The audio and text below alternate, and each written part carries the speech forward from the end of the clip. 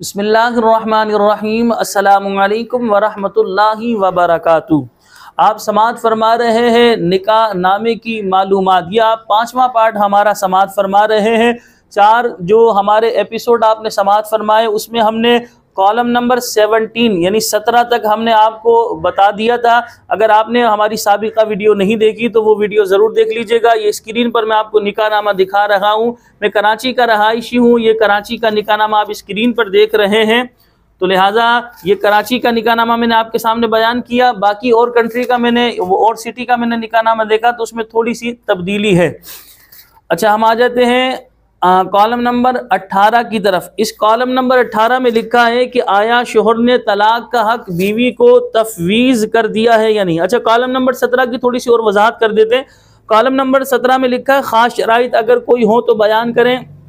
तो खास शराइत में जैसे अगर दूल्हा दुल्हन को कोई प्रॉपर्टी जायदाद दे रहा है, कोई ज़मीन है, कोई फ्लैट है, सोना है, चांदी है, या कोई रकम दे रहा है तो उसे यहाँ पर आप मेंशन करेंगे, उसे आप यहाँ लिखवाएंगे। अच्छा, कॉलम नंबर 18 में आया शोहर ने तलाक का हक बीवी को तफवीद कर दिया है। अगर कर दिया है तो कौन सी शराइत के तहत, यानी तफवीद आसान लफ्ज़ों में सिपुर्द कर दिया है, हैंड ओवर कर दिया है, उसे दे दिया है।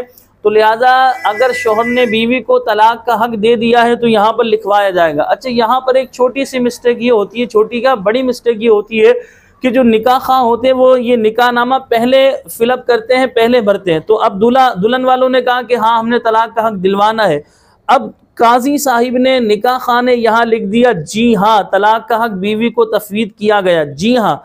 अब उनके यहाँ जी हाँ लिख देने से कानूनी तौर पर तो उनको अगर तलाक का हक हो गया कानूनी तौर पर, लेकिन शरई तौर पर उन्हें तलाक का हक नहीं होगा। वो क्यों कि अभी ये दोनों मियाँ बीवी ही नहीं, ये दोनों तो अजनबी हैं। निकाह होने के बाद जो है ये दोनों मियाँ बीवी बनेंगे, तो लिहाजा तलाक का हक किस तरह जो है ये अजनबी शख्स एक औरत को दे सकता है। तो लिहाजा ये निकाहनामा पहले फिलअप किया जा रहा होता है। तो इसमें जी हाँ लिखने की वजह से शरई एतबार से तलाक का हक बीवी को नहीं मिलेगा। अच्छा, कौन सी शराइत के तहत, मसलन कोई शर्त हो सकती है, जैसे अगर ये मेरी बात नहीं मानेंगी या जैसे बेपर्दगी करेंगी या इसी तरह बगैर बताए मैके चली जाएंगी, अलगर्ज कोई भी शर्त आप मेंशन कर सकते हैं कि किसी शर्त के तहत कि मेरी बात नहीं मानेंगी या लड़ाई झगड़ा करेंगी, बदतमीजी करेंगी, बेपर्दगी करेंगी या नमाज नहीं पढ़ेंगी, तो उस एतबार से जो इसे यहाँ पर मेंशन किया जाएगा। इसका दुरुस्त तरीका मैं आपके सामने बयान कर देता हूँ कि अगर तलाक का हक बीवी को दिलवाना है तो निकाह इस तरह पढ़ाया जाएगा कि निकाह खां जो है जब लड़के को कबूल करवा रहा होगा तो इस तरह कहेंगे अल्फाज कि मैंने अपनी मुअक्किला फुला बिनते फुला का निकाह आपसे इतने हज़ार मेहर पर, फुला बिन फुला आपसे इतने हज़ार मेहर पर, इस शर्त पर किया कि आपने पूरी ज़िंदगी अपनी बीवी पूरी ज़िंदगी जो है इन्हें तलाक का हक दिया। तो लिहाजा कि आप इस निकाह को कबूल करते हैं, तो दूल्हा कहेगा मैंने कबूल किया। तो अब इस तरह पूरी ज़िंदगी तलाक का हक जो है औरत के पास आ जाएगा। यानी औरत जब भी अपने आप को तलाक देगी तो शरई एतबार से तलाक नाफिज हो जाएगी और कानूनी तौर पर तो आप लिखवा चुके थे यहाँ पर। तो लिहाजा इस तरह औरत को तलाक का हक मिल जाएगा। लेकिन मेरा एक नाकिस मशवरा है, आप मेरे मशवरे से जो है इख्तिलाफ भी कर सकते हैं, मुझे कोई यानी कि इसमें शर्मिंदगी या मुझे बुरा नहीं लगेगा कि मेरा मशवरा ये है कि आप औरत को तलाक का हक ना दिलवाएं, क्योंकि वो नाकिसुल अकल है। आपने अगर उनकी कोई ख्वाहिश पूरी नहीं की कि मिसाल के तौर पे उन्होंने मंगाया पिज़्ज़ा, आप पिज़्ज़ा नहीं लेकर आए, पता चला उन्होंने अपने आप को तलाक दे ली, तो इस तरह हो सकता है। तो लिहाजा बुरा नहीं मानिएगा मेरी बात का। तो अगर आप उन्होंने की कोई ख्वाहिश आपने पूरी नहीं की तो इस बिना पर वो अपने आप को तलाक दे सकती है।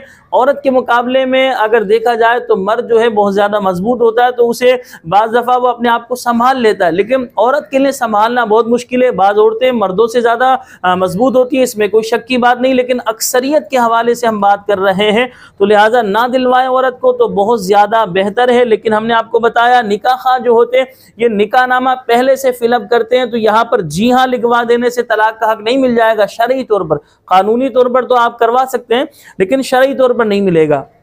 शराइत में आपने कहा कि अगर कर दिया है तो कौन सी शराइत के तहत, कोई भी शर्त आप लिखवा सकते हैं जो आप लिखवाना चाहें कि आपकी बात नहीं माने या बेपर्दगी करे या नमाज नहीं पढ़े, अलग कोई भी आप शर्त लिखवा सकते हैं। या नहीं लिखवा सकते तो आप मुतलक लिख दें कि मुतलक मैंने इजाजत दी। तो लिहाजा इजाजत किस तरह मिलेगी, पूरी तफसील हमने आपको बता दी है कि जब निकाह ईजाब व कबूल, यानी जब आप काजी साहिब इजाब करवा रहे होते हैं दूल्हा को, जब दूल्हा कबूल करेगा उसमें ये अल्फाज अदा करने होंगे और किस तरह अदा करने होंगे हमने आपको तफसील समझा दी पूरी। तो इस तरह फिर औरत को पूरी जिंदगी तलाक का हक मिल जाएगा।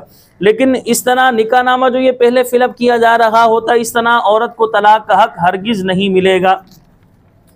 कॉलम नंबर 19, आया शोहर के तलाक के हक पर किसी किस्म की पाबंदी लगाई गई? तो देखें, अल्लज़ी बियदिही उक़दतुन निकाह, अल्लाह ने फरमाया कि निकाह की जो गिरा है वो मर्द के हाथ में, यानी ये निकाह की गिरा मर्द ही खोलेगा।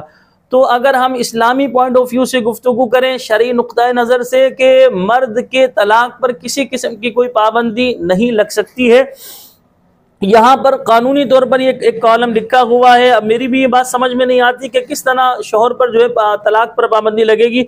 बहरहाल यहाँ पर बाज़ लोग लिखवा देते हैं, ये समझिए 1% लोग होते हैं, 99% अफराद नहीं लिखवाते। तो यहाँ बाज़ लोग लिखवा देते हैं 1% अफराद कि भाई तलाक के हक पर जो है पाबंदी लगाई जाती है कि मर्द कभी भी अपनी औरत को तलाक नहीं दे सकता।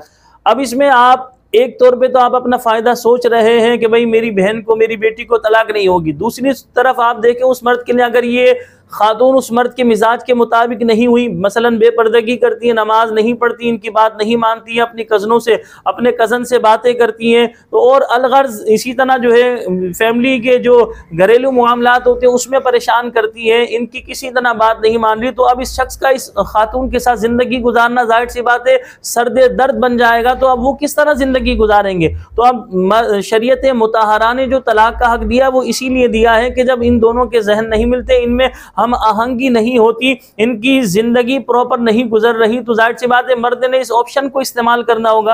अब आप उस ऑप्शन पर पाबंदी लगा देंगे तो उसके लिए पूरी जिंदगी इस तरह गुजारना दुश्वार हो जाएगा। तो बहरहाल शोहर के तलाक पर पाबंदी नहीं लगाई जा सकती। आपने यहाँ लिखवा लिया तो कानूनी तौर पर आपको कोई मदद मिल जाएगी, लेकिन शरई एतबार से आपको कोई मदद नहीं मिल सकती। ये आप हमारा 5वां पार्ट समाअत फरमा रहे थे निकाहनामे की इंफॉर्मेशन के हवाले से। अगर आपने हमारी साबिका वीडियो नहीं देखी या साबिका के हवाले से आप इंफॉर्मेशन चाहते तो साबिका वीडियो हमारी देख लें, आपको बहुत कुछ इस निकाहनामे के हवाले से मालूम हो जाएगा। ये निकाहनामे के जो टोटल कॉलम होते हैं ये 25 कॉलम होते हैं। अभी हमने 19 यानी 19 कॉलम हमने मुकम्मल कर लिए। आगे के कॉलम अगली वीडियो में हम बयान करेंगे। आपसे गुजारिश है हमारे इस चैनल को सब्सक्राइब कर लीजिए। निकाह खां के नाम से ये हमारा चैनल है, इस पर निकाह के हवाले से इंफॉर्मेशन देते हैं, जो निकाह हम पढ़ाते हैं वो भी हम इस पर जो है वीडियो अपलोड करते हैं। हमें अपनी दुआओं में याद रखिएगा। मिलते हैं अगली वीडियो में। अस्सलामु अलैकुम व रहमतुल्लाहि व बरकातुहू।